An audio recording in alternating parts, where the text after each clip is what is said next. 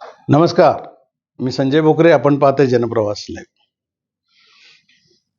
राज्यसभा, शरद पवार राज्यसभेवर जाणार का आणि ह्याच्या आधी काय काय घडलं तर या गोष्टी आता उघड झालेल्या आहेत.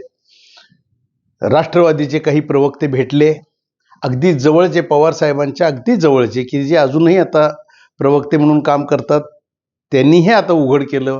जनप्रवास लाईव्हशी बोलताना ते सुनील माने बोलले. सगळ्या गोष्टी आतल्या सांगितल्या, त्याच्यावरच आज विश्लेषण करायचं. विलिनीकरण हे होणार होतच, हे नक्की झालेलं होतं, हे आता लपून राहिलेलं नाही. आता अकस्मात अजितदादांचा अपघात झाला आणि सगळी चित्र बदलली गेली. हे विलिनीकरण होणार होतं हे कुटुंबियांना माहीत होतं, सुनेत्राताईंना माहीत होतं, जय पवारला माहीत होतं, पार्थ पवारना माहीत होतं आणि प्रफुल्ल पटेल, सुनील तटकरे, भुजबळ या सर्वांना माहीत होतं. हे सुनील मानेने आज मला स्पष्ट बोलले. आणि सुनील माने बोलले म्हणजे असं नाही आहे, जयंत पाटलांनी काही काही गोष्टी अजून लपवून ठेवलेल्या आहेत की अजितदादा आले ते आपल्याकडं. बऱ्याचदा ह्या चर्चा झाल्या, शिक्कामोर्तबही झालं, तर ते आता हळूहळू स्पष्ट व्हायला लागलेलं आहे.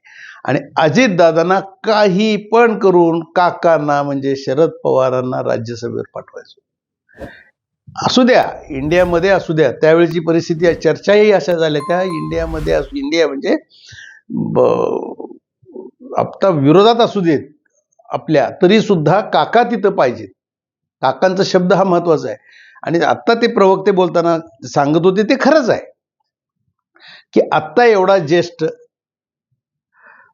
अभ्यासू, संसदेचा अनुभव, मंत्रीपद, कृषी मंत्री, संरक्षण मंत्री, मुख्यमंत्री, संसदेमध्ये अभ्यासपूर्ण आत्तापर्यंत वावरलेले एवढं ज्येष्ठ व्यक्तिमत्व भारतात आत्ता एकच आहे, ते म्हणजे शरद पवार. आणि ते नाकारता येत नाही.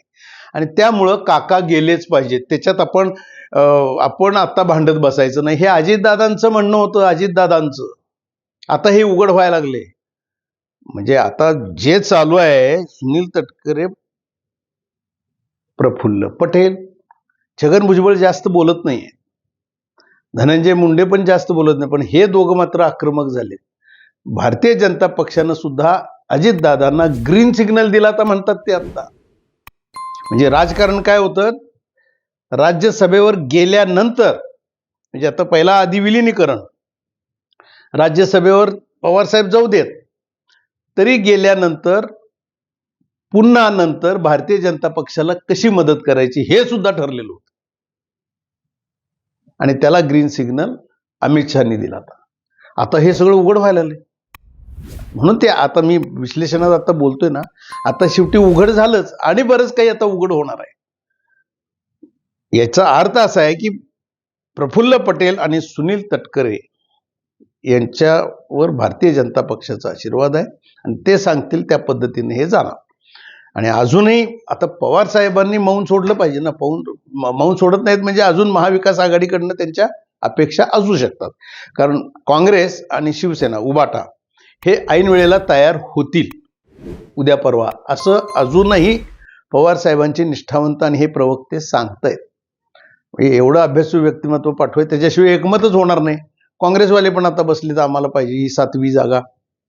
आणि महायुती ह्याचा लाभ उठवणार. देवाभाऊ काय गप बसणार काय? देवाभाऊंची कूटनीती, त्यांचं राजकारण, अमित शहांचंही लक्ष आहे.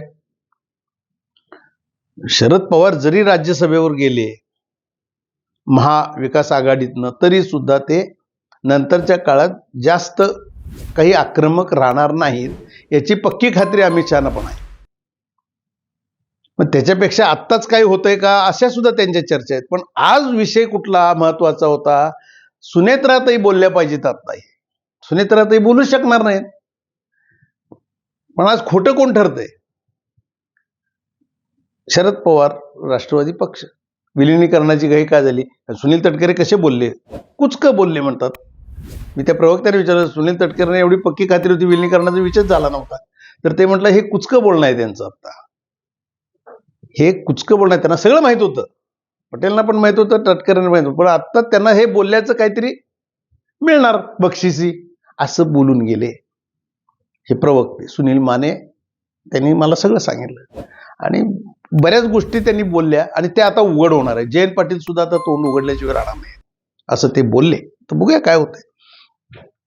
परंतु सुनेत्राताई आत्ता बोलू का शकत नाही, तर पटेल आणि तटकरेंचा दबाव आणि पवार घराण्यांचं खच्चीकरण हे होणार का मग यांच्याकडनं. आता ह्याच्यावर सगळ्यात महत्वाचं म्हणजे शरद पवारांची भूमिका, शरद पवारांचं पुढचं राजकारण, शरद पवारांची मुत्सद्दीगिरी काय चालणार आहे, कशी आहे. कारण शरद पवार अजूनही तसं फार काय तब्येत साथच देत नाही, झोपूनच आहेत असं काहीही नाही आहे. हे आता दिसलं आपल्याला. थोडा त्रास झाला पण ते आता परत आहेत व्यवस्थित, हेही त्यांनी सांगितलं. त्यांची तब्येत छान आहे, आता ठणठणीत आहेत ते. त्यामुळे राज्यसभेवर त्यांना घ्यायला काही हरकत नाही आहे महाविकास आघाडीनं, असंही त्यांनी सांगितलं. पण हे आधीच घडलं असतं, परंतु कुठं नियतीच्या मनात नव्हतं म्हटले. परंतु आता जे दादांत खोटं चाललेलं आहे आणि ह्या दोन मुलांच्यावर आणि सुनेत्राताईंच्यावर पुरता दबाव आहे. त्यांचे काही आमदार सुद्धा शरद पवारांच्या संपर्कात आहेत असं ते म्हणतायत. परंतु जाऊन उपयोग काय. भारतीय जनता पक्षांचा ग्रीन सिग्नल, अमित शहाचा ग्रीन सिग्नल हा अतिशय महत्वाचा असणार आहे पुढच्या राजकारणामध्ये. त्यामुळे महाविकास आघाडीतनं जरी गेलं तरी सुद्धा परत काही त्याच्यात गेम होऊ नये याच्यासाठी सुद्धा भाजपची मदत लागणारच आहे ना. आणि पवार साहेबांचे संबंध पंतप्रधान आणि अमित शहाशी चांगले. त्यामुळे काय होतंय ते राजकारण होईल आता उद्याच्या काळात. परंतु विलिनीकरण हा विषय नक्की होता आणि काकांना आमच्या काही करून आपण राज्यसभेवर, त्यावेळेला काय झालं असतं, अजितदादा असते तर चिडीचूप गप बसले असते ना सगळे. त्यांची कुचंबणा करण्याचे डाव यांचे असले तरी भारतीय जनता पक्षानंच ग्रीन सिग्नल दिला होता आणि अजितदादांचे संबंधच होते वर. त्यामुळे हे व्यवस्थित झालं पण असतं. परंतु आत्ता जे आरोप होत आहेत हे काही नव्हतं, हे खोटं बोलतायत. विलिनीकरणाचा विषय ह्यांनी इकडं अंत्यविधीची तयारी चालली आणि हे विलिनीकरणाचे विषय हे कुठल्या टोकाला निघाले, कुठल्या टोकाला जाऊन तुम्ही बोलताय.